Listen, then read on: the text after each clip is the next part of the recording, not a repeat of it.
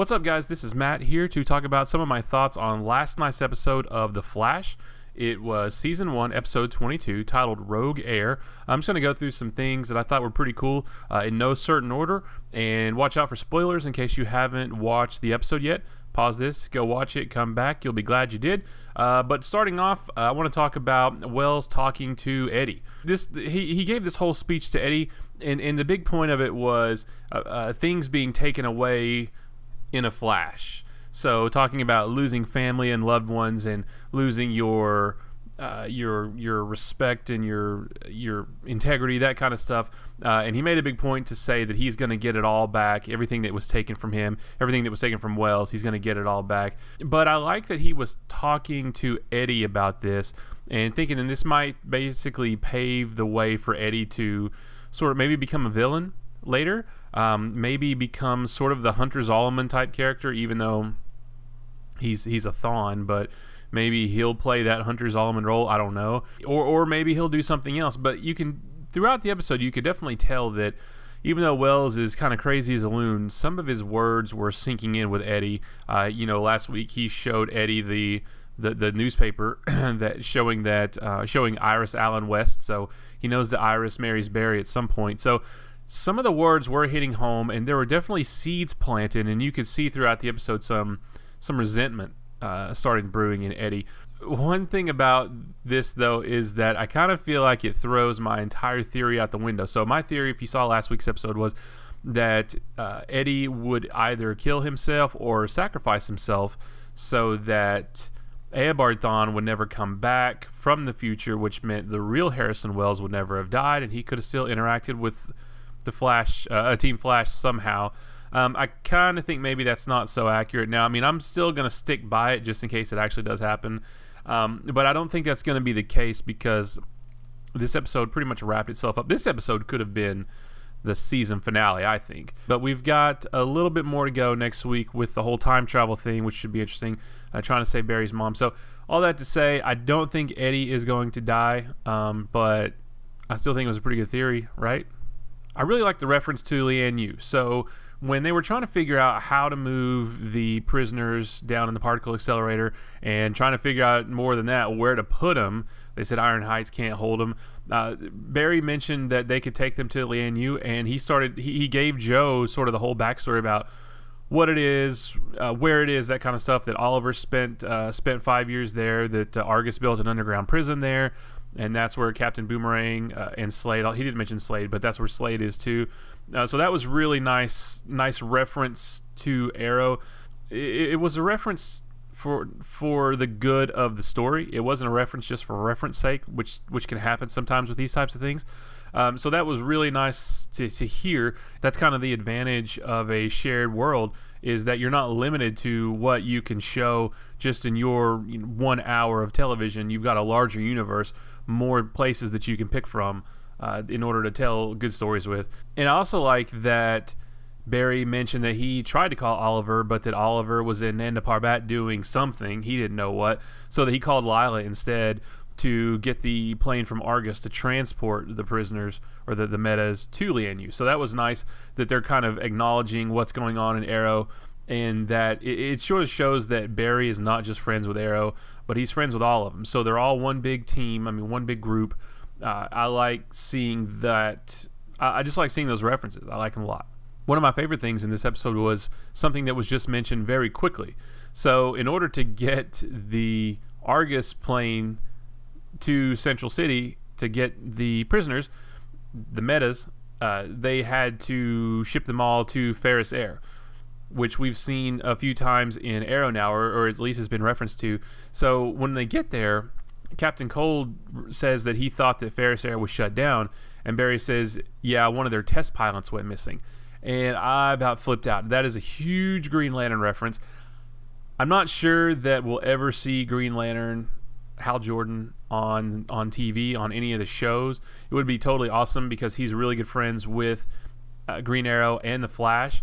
But it was not. That was a super awesome reference. One that maybe not everybody would get. Comic fans certainly would understand it, but that was just a really nice reference to give us more to make us feel like this universe is even bigger than what we've already seen between Arrow and Flash.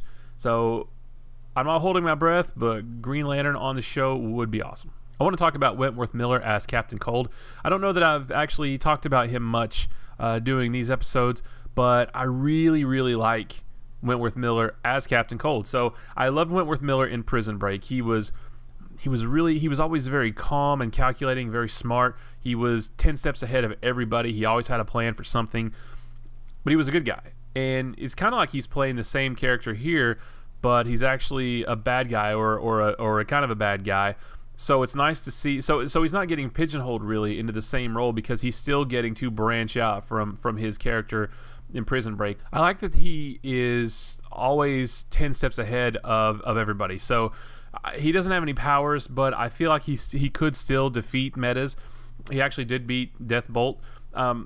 He's kind of like this is going to be a weird comparison, but stay with me on this one. He's kind of like Batman in a way. Batman has no powers, but he always knows what to do. He always has a plan for something.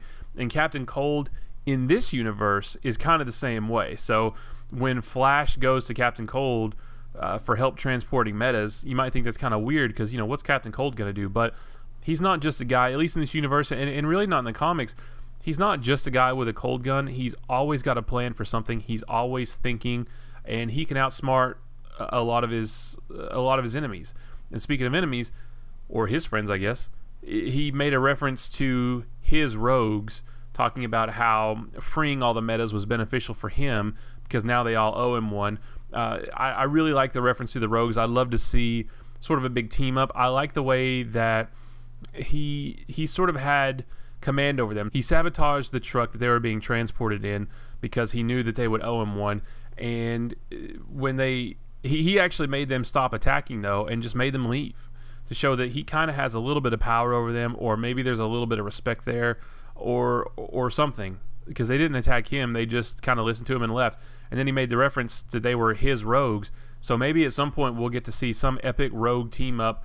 The rogues are a really interesting group because they aren't the worst bad guys in the world. So they don't kill. There's this weird mutual respect that they have for the Flash, even though they try to beat him all the time. There is a respect there, and we're kind of seeing a little bit of that, at least from Captain Cold's perspective in the show. And I think as time goes on, we'll see more of that from the rest of the rogues. I love all the scenes with Cisco and Golden Glider. So I mentioned this a week or two ago, but Cisco is us. Cisco is the audience, is the viewer. And in this week, that was evident, because any guy, even though Golden Glider is a bad girl, any guy would still be kind of tempted. I mean, she's good looking and she's sort of seductive, and she's wrapping him around her finger.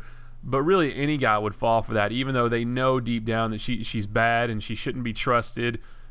It's just really hard to resist. So he had a lot of good one-liners in this, a lot of good references, a lot of good screen time with Golden Glider. I like their weird little relationship that they have. I don't know if you could even call it a relationship, but there's this weird sort of chemistry that they have. And of course, Cisco being Cisco, he couldn't really push her away. I mean, he did, but it was really hard for him. He was so tempted, and it just kind of made sense. And of course, the big thing with this episode was the big team up with Flash, Arrow, and Firestorm. Now, I actually thought we'd get a lot more of this. This was only about the last 10 or 15 minutes of the episode. Reverse Flash and Flash finally start to face off, but before they do, Firestorm comes flying in, and then Arrow comes jumping in.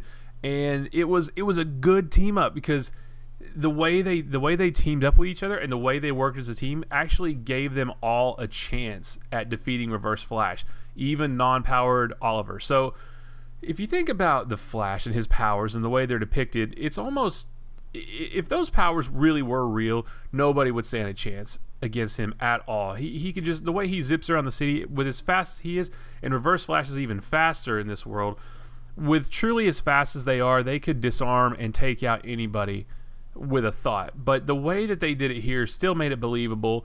They completely teamed up. Oliver shot him with an arrow full of nanites from Ray Palmer, help neutralize his speed power, and he was actually able to take him down for a little bit before Reverse Flash actually burned him out of his body. Near the end of the fight, Flash positioned Reverse Flash on top of a tower, and Firestorm was able to come in and blast him. So the team up and the way they worked together was absolutely excellent. There was a couple things. There was one thing I didn't like about it though. When Reverse Flash and Oliver were fighting, Reverse Flash actually tells Oliver that he'll live to be 86, and I didn't like Oliver knowing that, and I think it'll kind of be throwaway. I don't think that's going to play into anything in the future. They certainly didn't mention it in the season finale of Arrow, which aired just a little while ago. I'm actually recording this on Wednesday night. Still, I don't like the fact that Oliver would know that, because that might change his outlook on things, and maybe for the better. I mean, maybe it would make him less mopey if he knows that no matter what he does, he's going to live to be 86. But I don't know. I mentioned a couple weeks ago about how Wells really just kind of doesn't care about the laws of time travel and how you're not supposed to reveal the future, because he's been doing it all over the place, and he did it with Oliver too. Like I said, it probably won't play into anything, and that's a little nitpicky thing, but I just kind of wish they'd kind of left that part out. And another cool thing about it was that this explains sort of the timeline where this falls in with the season finale of Arrow. So Flash is one episode behind, and we knew going into the season finale of Arrow that he wasn't going to go all the way through with being Ra's al Ghul. We knew from last week that he was actually faking the whole time. Yet in this episode of Flash, he's still in the League of Assassins garb.